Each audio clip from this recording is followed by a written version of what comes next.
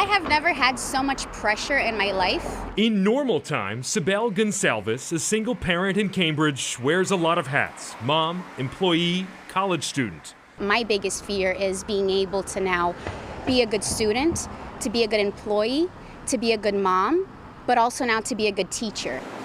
With Cambridge schools going all virtual this fall, her daughter Gisele won't be off to school on the first day like in years past, but instead will log in to start 5th grade online from the apartment they share.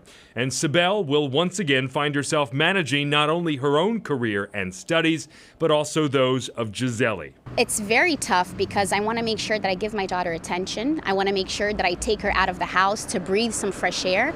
But I also have to make sure that if somebody calls me on Skype, if somebody calls me on the phone, I have to literally run upstairs because I am still being paid to work for those 7 hours in a day. Someday soon, Sibel knows the caller could be her boss, telling her to come back to the office in person, possibly while these school doors are still closed. It is the fear that us as employees have because my daughter is 10 years old. She's not old enough to stay home.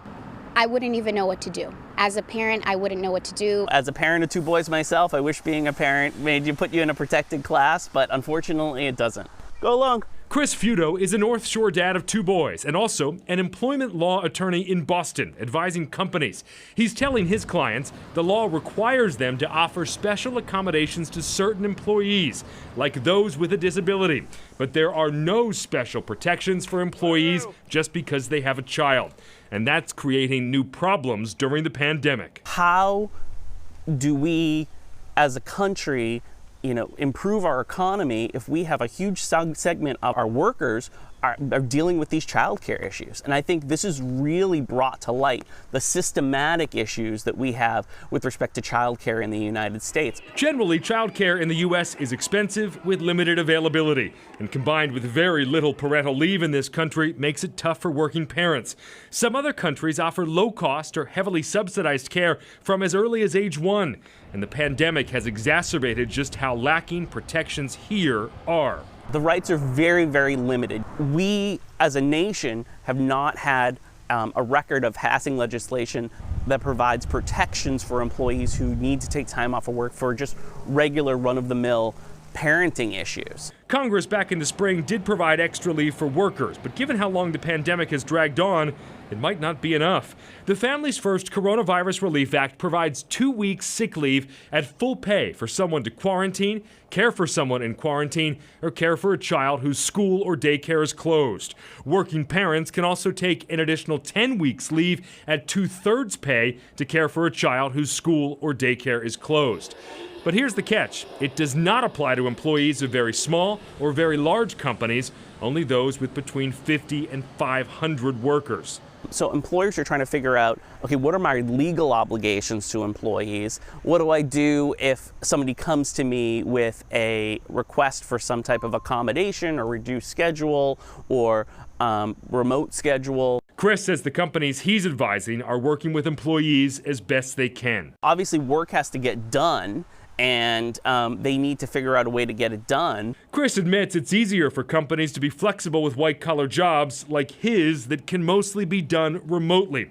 The focus is still on finishing the tasks assigned.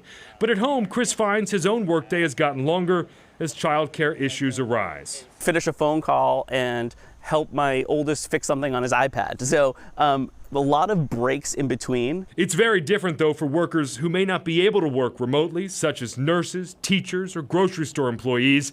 Massachusetts lawmakers would have to step in and pass a law providing help because there's very little available now.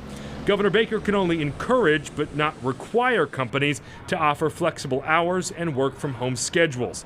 It's then up to the employee to make it work or risk losing their job.